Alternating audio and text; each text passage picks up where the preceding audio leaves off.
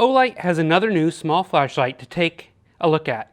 Today I have the Olight i3T EOS. It's a small AAA powered tail actuated light with two modes of illumination. In my review I plan to compare it to the Streamlight MicroStream because they're pretty similar in size and operation as well as price. Thanks to Olight for sending this to me to take a look at. So here is the packaging that the Olight i3T comes in, and it's similar to other recent Olight packaging, pretty small. It does have a 5-year warranty here on the side. And then on the back you have the important relevant information.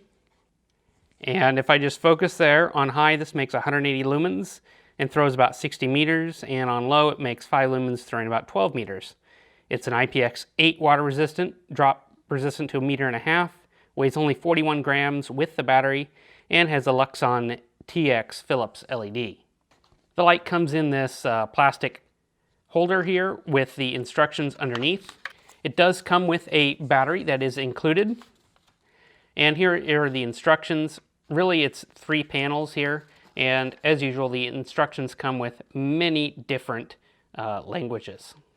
So on the bottom I have the Olight i3T EOS, and on the top I've got the Streamlight MicroStream. These are very similar flashlights, and I just wanted to do some comparison between the two. The AAA style flashlights carry well when they have a good clip. Both lights here I think are contenders. I find the diameter of AAA lights to be important, especially in the summer when wearing thinner, lighter materials, less bulky clothes. The Olight i3T is a hair shorter than the Streamlight, as you can see here. And it's mostly down to the button. If I do a direct comparison here, you can see the button is just a little bit shorter on the Olight. And I'll go more into that here in a minute, but you can see the top. If we look at them both down the front, we can see the differences here. The Olight does have an anti-reflective coated lens and a TIR optic versus the Streamlight's just straight reflector. If we compare the pocket clips here, they're similar. They both are reversible, as you can see, so you can wear them on a hat or in the pocket. Both are ample to fit pockets in there. The Streamlight here, you can see, doesn't have the best retention. This has been bent out over the years. This has been bent out a little bit over the years, and not bad, but not as much retention as I'd hope. I borrowed this from a buddy who uses it daily as part of his EDC rotation. It does come off, but it's pretty stiff. The Olight's comes off and rotates as well. So I've had no problems with the Olight coming on in my pocket over about the past 2 weeks of carry. And aside from outputs and modes, the buttons are the biggest differences. Streamlight, as you can see here, it's a rubber button, and you can push it and activate it just by going on from the side or straight up and down. The Olight uses a plastic ring kind of around the button here, so you can't roll over from the side and turn it on. You have to come down to get it to turn on. I like that. I think it helps prevent accidental activations. The Olight i3T is made from aluminum and has a gloss black anodizing on it. Starting with the tail button, it stands proud and is easy to find, and as I mentioned here, has a studded rubber pattern on top, and the sides are hard plastic. This creates a very sturdy feel, and you'd have to directly have it on top to activate it. This helps prevent those accidental activations. The tail is the only part that comes off, and it's got an O-ring and brass threads there with a spring. It is aluminum on the inside, as you can see there. The body of the i3T has this spiral knurling pattern, and it's not really knurling, it's just milling in there. It's a unique look. I like the look of it. It's not the best grip-wise, but then again, the Streamlight isn't super grippy either. It's got some grip towards the head, which I like. I find like that's where I put my thumb. I wish the Olight had something a little bit like that, but it's a nice knurling pattern, and it's something a little different, which I like. The head here is pretty simple. It's glued in pieces. It doesn't look like it comes off. In the front here is the TIR optic with the Luxon LED. As I was saying before, the clip here is a new design that's reversible and removable. In the head down configuration, it carries fairly deep in the pocket.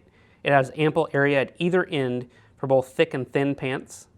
Retention was good, and I had no issues on thin, slick shorts or thicker jean type pockets. And the clip can also be used for baseball hat.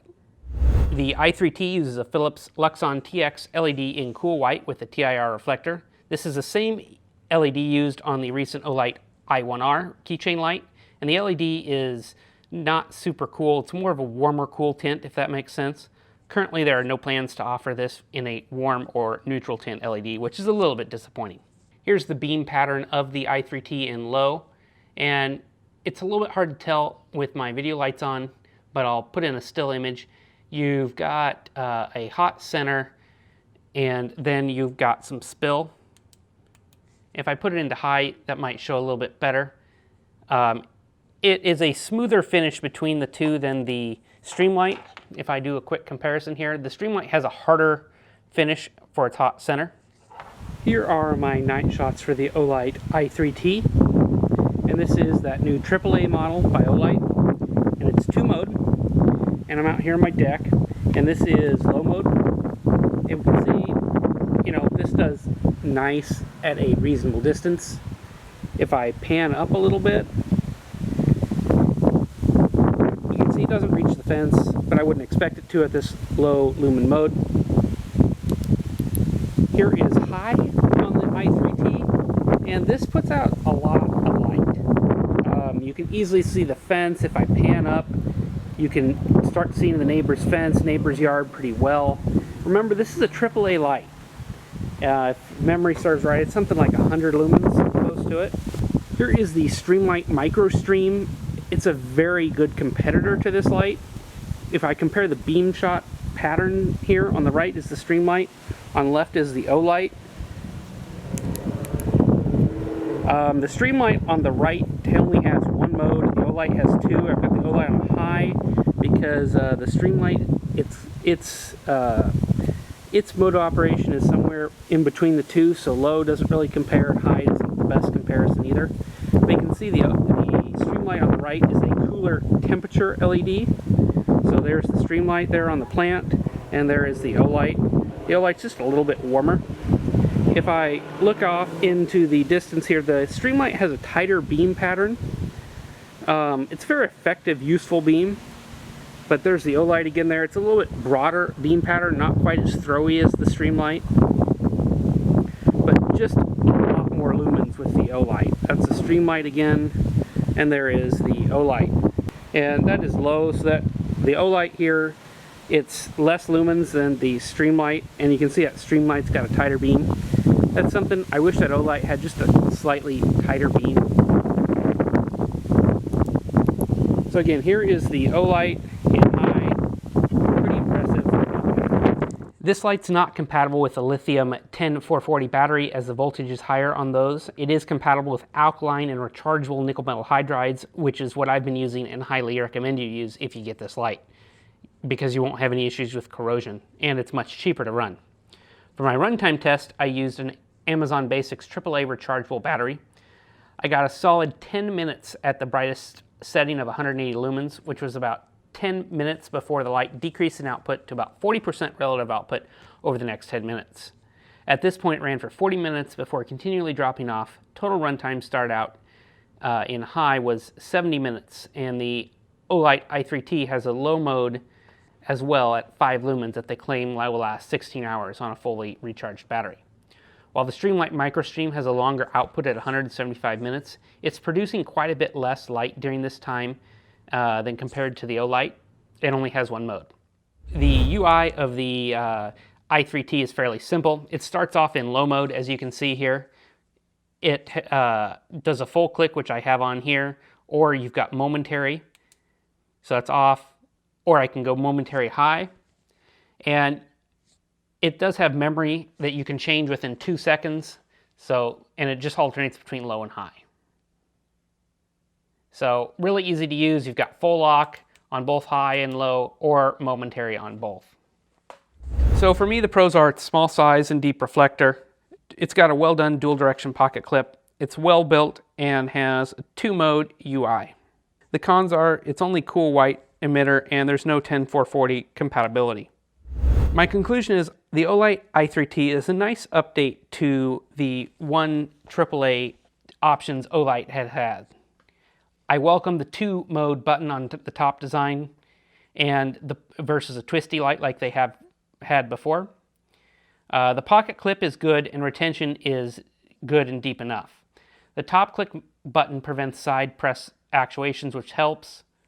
And I like the new milling on the body, and I kind of wonder if they'll bring this into other lights as well. It could be a little bit more grippy, but it's not bad. I wish there was a neutral or warm tint LED that was offered, but I understand that adds cost and manufacturing complications to service a smaller segment of the market. Hard to believe that cool white is the more popular option in the flashlight market as a whole. Overall, I think the i3T is a nice light from Olight, and that should be pretty popular to many and a good option for those looking for more output from a AAA light, such as the ever-popular Streamlight MicroStream. I'll have some links below on where you can pick this up, and I really do like this light. I anticipate carrying it often a lot here over the summer, just because it is so small, provides a nice amount of light. As always, let me know what you think of this video. Liking and subscribing helps me to continue to bring content like this to you. If you have any questions, please leave them in the description, and I'll do my best to answer them. Thanks for watching.